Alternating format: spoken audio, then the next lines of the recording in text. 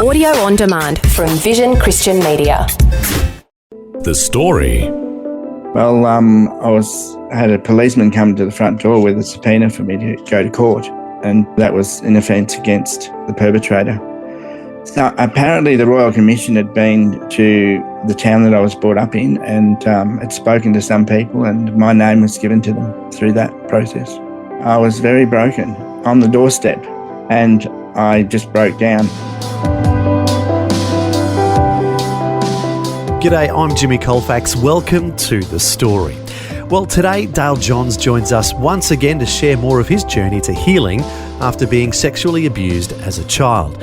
Dale and his counsellor, Tim Donavan, are the authors of the book Reclaiming Lives from Sexual Violence, and their website is understandingshame.com.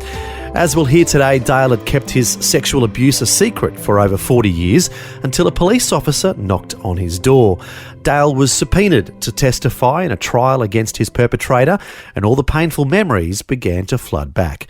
Once again, Dale is joined by Tim Donavan, who's a registered mental health social worker. And before we get started, I just want to mention again that the topic of childhood sexual abuse has the potential to trigger painful memories in those who have had similar experiences. So today's program is not recommended for young children or for anyone who feels uncomfortable with this topic. Also, if you're listening today and need someone to talk to, you can call the 24-hour National Sexual Assault and Domestic Violence Counselling line on 1-800-RESPECT. That's 1-800-737-732. Once again, that's 1-800-RESPECT, or the numbers are 1-800-737-732. Now, here's more of Dale Johns and Tim Donavan chatting with Eric Scatterbo. Okay, Dale, now let's get back to your story. You ended by saying that you were at a very low point, life spiraling out of control, getting involved in drugs and other things, having a very low self-image, I guess you could say. Then what happened next in your life? Well, I had a policeman come to the front door with a subpoena for me to go to court, and that was an offence against the perpetrator. And how did they know about it? Through the Royal Commission. So at this point, had you talked to anybody? No, I hadn't at that point. But how did they know about it? Apparently the Royal Commission had been to the town that I was brought up in and had spoken to some people, and my name was given to them through that. Oh, process. Somebody else mentioned it. Oh, okay. Mm-hmm. Yeah, so I entered the judicial process, and which was... Before we get to that, I just wanted to find out, because all this stuff is going on inside of you, the shame and all that. Yeah, how did you feel when you got that knock on the door and they told you that all these things from what you thought was your past and over with, it's going to all come back now? How did you feel about that? I was very broken on the doorstep, and I just broke down and fell to the floor because my wife didn't even know about any of these things. Yeah. So, and she came to the door and said, "What in the hell's going on?" And I said, "I can't talk about it now, but I was abused by the priest, and so it was a very difficult time. Yeah, understandably. Where I had to, then reveal it to the rest of my family who didn't know either, or my children. So you didn't even have a choice because it's going to come out. Yes, really painful. And I was in denial of it as well, I think, at that time. Yeah, trying to deny it all. Yeah, it was a very difficult time. How old were you about at that time? Don't ask me a question like that. I'm not good at maths. Give me a ballpark figure. You were married, you said? Yes. I was about, when the police came, it was 2012. Oh, so we're fast forwarding. Yeah. Several years. Yep. It's only in the last 10 years that this all started, so. Oh, okay. So this was ancient history. Yeah. Except for it was still gnawing away in the background, impacting your life. Yep. But so we're fast forwarding. 42 years before I said anything about it to anyone. So how did your wife react? Disbelief, I think, for the start, but then realised why I had been so overprotective with the children going anywhere, or all that sort of thing became sort of a bit profound for her then. So the police show up at your doorstep wanting you to do what? What's the next step? Was to go to court. Yeah. They're looking for witnesses in the case, is that? Yes. Is that what was happening? Yeah. Okay. And then I got a phone call from the Sano task force, and the what had an interview. Task force? Sano task force. What is that? I think they were detectives working with the Royal Commission, looking for people who had been abused by the perpetrator. So would I be correct in saying there were other accusations about this particular priest? Yeah. Yep. Okay. Because it's very rarely just one incident. It's, correct me if I'm wrong, Tim and Dale, but it's usually a pattern with a person like that. Yeah. Yeah, mine was a class action, so there was 12 people involved in a court case. Yeah. So that was horrendous in itself, really. But during that process is when I met the counsellor from the Office of Public Prosecutions during a court case. And she made an appointment for me to have counselling in Central Victoria. And that's where I met Tim for the first time. And Tim, kind of take us up to meeting Dale. What were you thinking at that point? Yeah, I was new to counselling, and I guess Dale's one of the first males that I'd work with. And I guess, what was I thinking? I had to be really curious and really listen to Dale's personal lived experiences, and he was truly the expert. So I think... What do you mean by he was the expert? What does that mean? Yeah, the expert in his own lived experiences, and my competencies and ways in being curious, I had to really centre in that and rely on him to guide me in a way in how the conversations went very early on. Of course, I was influential in bringing out the truths of Dale's experiences, yet, I was really reliant on Dale. And so where we were, out the window was the spire of the Catholic Church. And was that like a steeple? Yeah, like a steeple, and it was on a hill, so it was even more height involved. Oh, okay. Yeah, and I remember Dale and I looking at it and going, wow, the irony of this this circumstances that we bring ourselves together in. And, I think that was where I sort of shared just a snippet of my faith. And that came out more later as our trust was built, et cetera, and it was relevant to Dale's story. But yeah, that was our first humble beginnings, wasn't it? Yeah, it was. And that spire for me was like an overpowering, like it was the Catholic Church was watching over me in the room. But we made a joke of it that day, Tim, and had a bit of a laugh, and and our relationship grew from there. Yeah, and we'll find out about how your friendship has grown and developed, and you even co-authored a book together. But getting back to your story, Dale, up to that point, you had not had a positive experience with counselors. Is that right? No, I hadn't. All the counselors I'd seen were women because I didn't really trust men. Besides my dad and brothers, I had not trusted men at all. So that's why I always saw women. But so seeing Tim was, I was a bit nervous. Yeah. What did you think when you first met Tim? How did you respond to finally trying to talk to another guy about your situation? Well, I was nervous and quite anxious about meeting with a male counsellor, but I also, in a way, I really craved male friendship. So, when we met, Tim popped his head around the corner of the waiting room in the place and said, "Hi, I'm Tim. You must be Dale," and followed him down the hall to that infamous room where the Catholic spire was overshadowing the room almost. And were you able to see it out the window? Is that it? Yeah, and our relationship grew from that day, and I think it started after we sort of had a joke about the spire. So what was it about Tim that he gained your trust?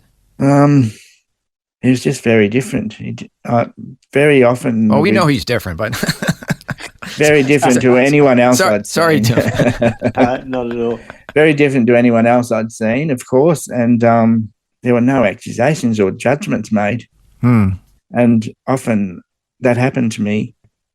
So there was nothing like that. He just wanted to get to know me first before we did anything. And I got to know Tim. So he actually wanted to chat a bit. Is that what you're saying?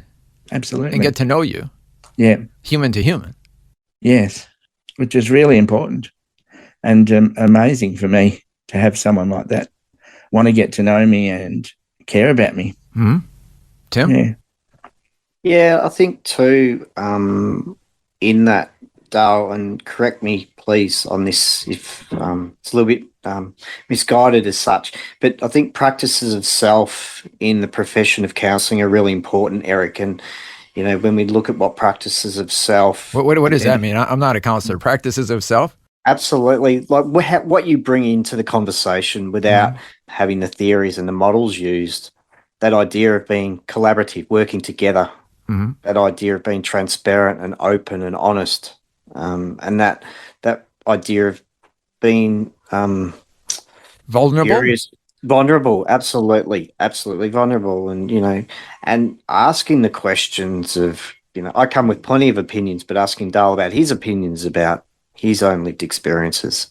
Now, let me share this. Last time after our conversation ended, I said, I thought I talked too much. And you're like, that's my job. I get people to talk. Dale, would you say that's what Tim is good at? He's good at getting people to talk. Was that your experience, Dale? Yes, it is. He's good at that. But I guess the care of me in that the emotion and the vulnerability, and it does take vulnerability to open, and you have to know someone to open up about stuff like sexual abuse. So that was really important. Yeah. And the relationship, I guess, Eric, for you, you know, is key. And for me, it's key. And, you know, there's models, ideas in that, you know, without relationship in the therapeutic alliance, you know, it's really tricky to navigate that trust and having hope and, someone opening up. So I think that was really important, wasn't it, initially? Yeah. For me to be vulnerable and checking in, I guess. Yeah.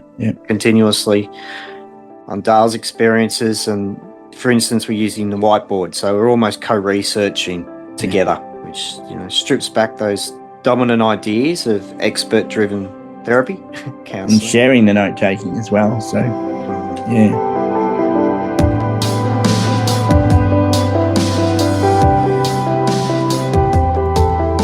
You're listening to The Story. Today our guest once again is Dale Johns, along with his counsellor Tim Donavan. Dale is a survivor of childhood sexual abuse, and he's sharing about his journey to healing. Together they've written a book called Reclaiming Lives from Sexual Violence, and their website is understandingshame.com. We'll hear more of Dale's story when we return. If this program has highlighted something you'd like prayer for, we'd love to pray for you. Call 1-800-PRAY-FOR-ME. That's 1-800-772-936. It's a free call. Or text 0401 132 888.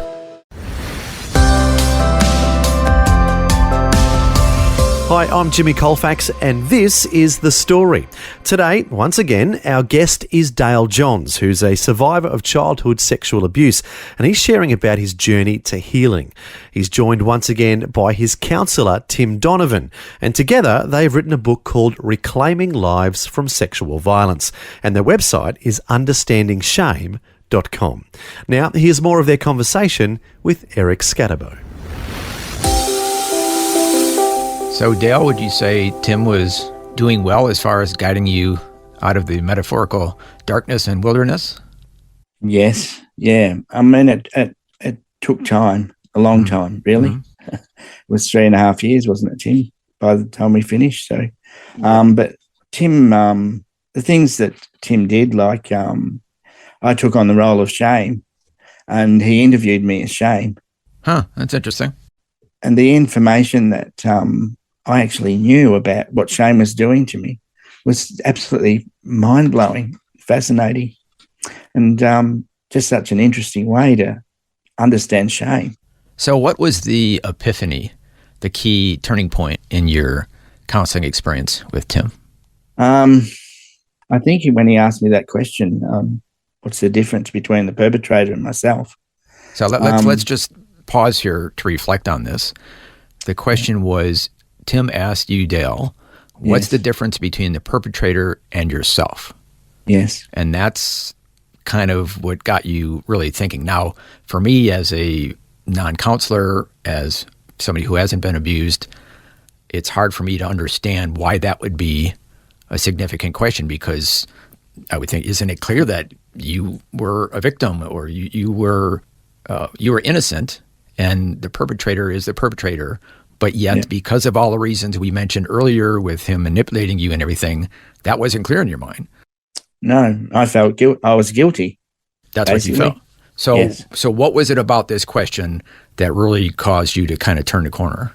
Well, I was really quite hurt when Tim asked me that question. Is that right? Yes. Why? And I wondered why he would ask me a question like that. And I had really no idea why he would. What was your thinking up to that point? I was shocked by the question. I just Why? didn't.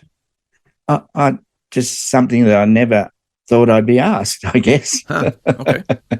And I didn't know what it would do to help, because it made me feel worse at that moment.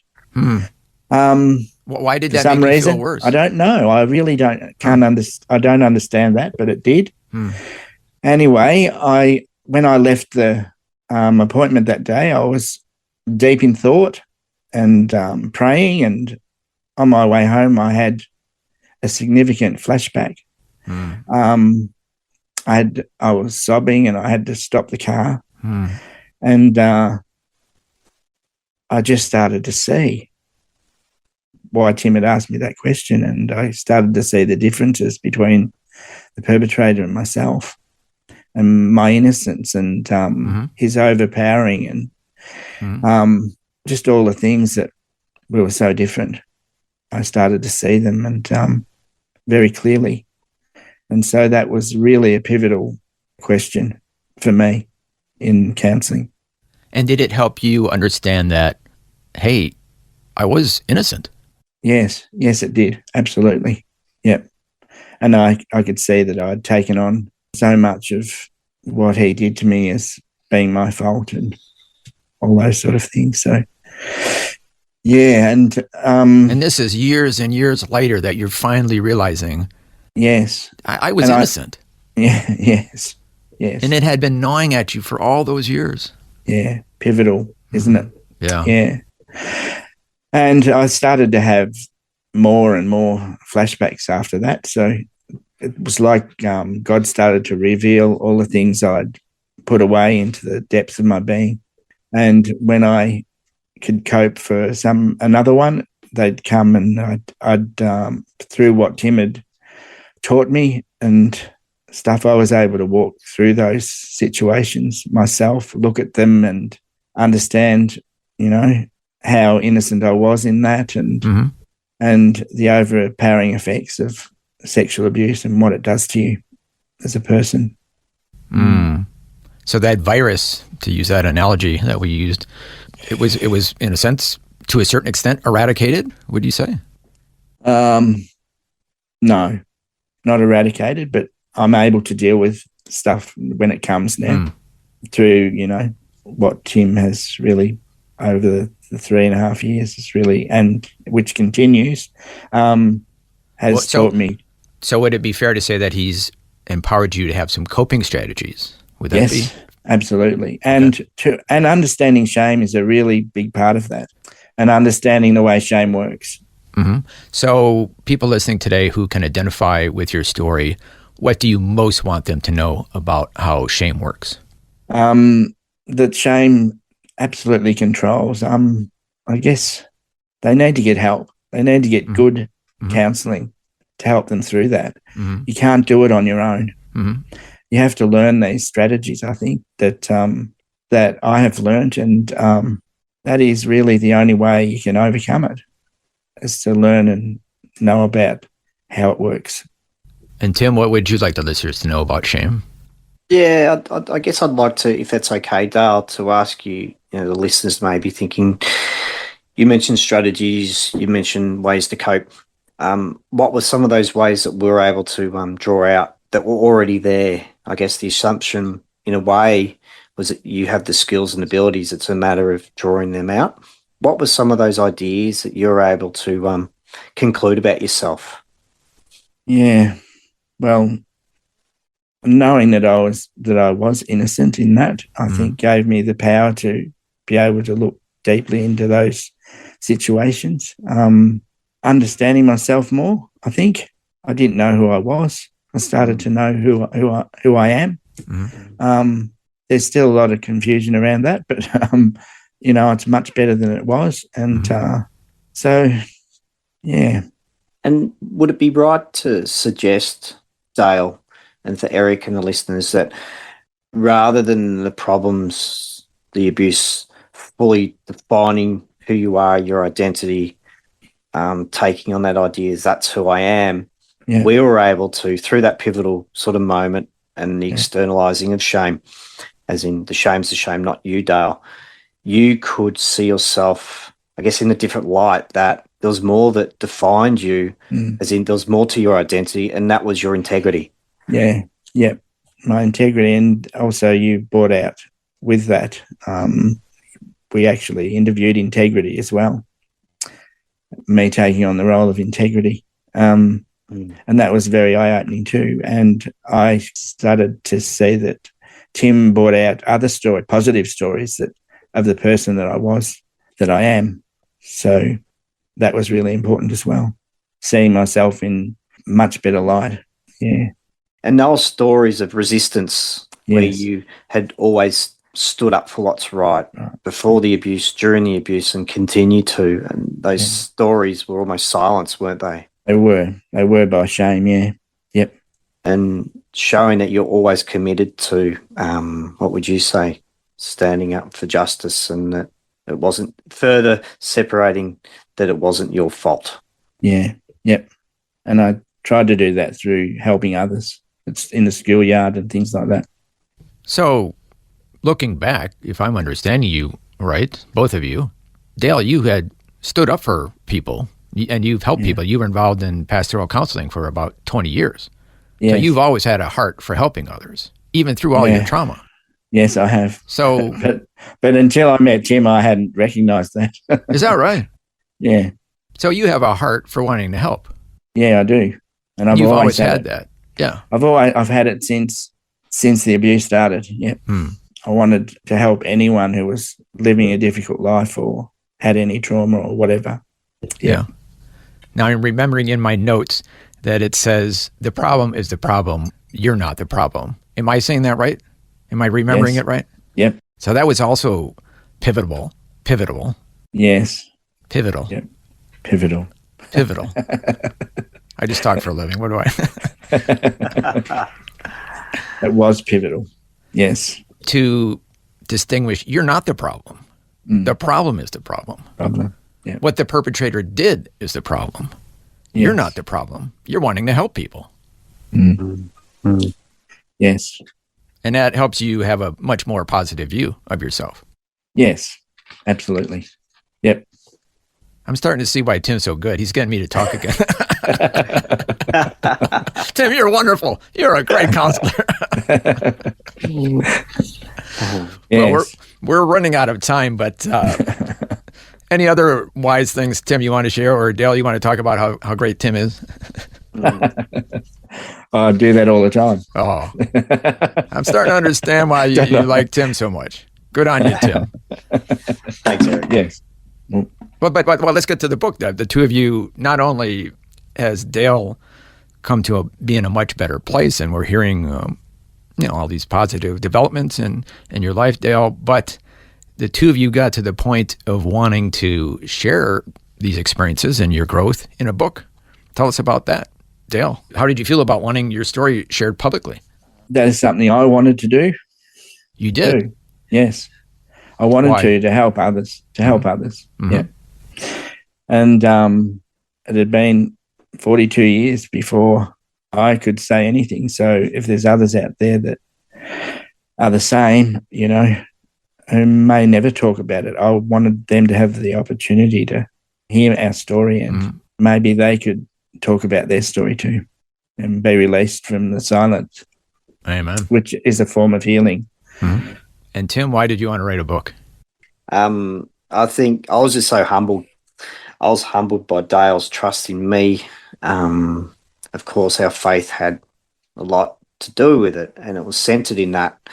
It was a story that needed to be shared, and I think the way Dale and I walked alongside each other was unique, and I felt that uniqueness challenged dominant ideas regarding psychology and dominant ideas that men can be emotional and we can share conversations beyond the therapy room with careful consideration, and a lot of work in that just doesn't happen. And I felt that was something just wonderful that I'd experienced, and I wanted others to have that as well. Yep. Final question for you, Dale. After all this, where are you with your relationship with the Lord? I have a strong relationship with the Lord that never goes away. He's always there when I need him, and I press into him whenever I need him, and he is there. Yeah. He's always been there for you. He's always been there for me, yeah. He hasn't taken it away, but he is there and supporting me. And I live today because of Jesus. And many times through the abuse where I thought I would die, he was there saving me. Yeah. Amazing. Dale Johns, thank you so much for sharing your story with us today. Thank you, Eric. Tim Donavan, thank you so much for coming back and giving us your counseling insights. That's a pleasure. That was Eric Scatterbo chatting with Dale Johns and Tim Donavan, who are the co-authors of the book Reclaiming Lives from Sexual Violence. And their website is understandingshame.com. And as we heard today, healing from sexual abuse is not something that suddenly happens overnight, but is an ongoing process. It was great to hear how Tim, as a counsellor, was able to help Dale progress further in his recovery from childhood sexual abuse. Also, as Dale shared, his strong faith in Jesus has sustained him through the darkest times. Well, as mentioned at the beginning of today's program, if you're listening and need someone to talk to, you can call the 24-hour National Sexual Assault and Domestic Violence Counselling line on 1-800-RESPECT.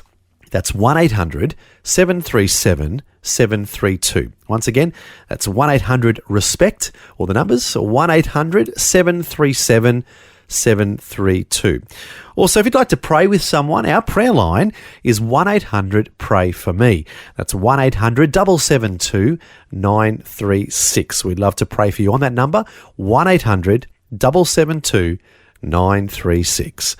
Well, thanks for joining us for part 3 of this series on overcoming childhood sexual abuse.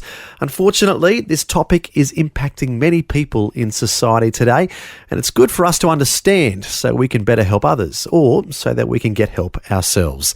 Our prayer is that by ending the silence on this topic, more people will be healed. Well, until next time, I'm Jimmy Colefax, encouraging you to share your story with someone today. The story. Just another way Vision is helping you look to God daily. Thanks for taking time to listen to this audio on demand from Vision Christian Media. To find out more about us, go to vision.org.au.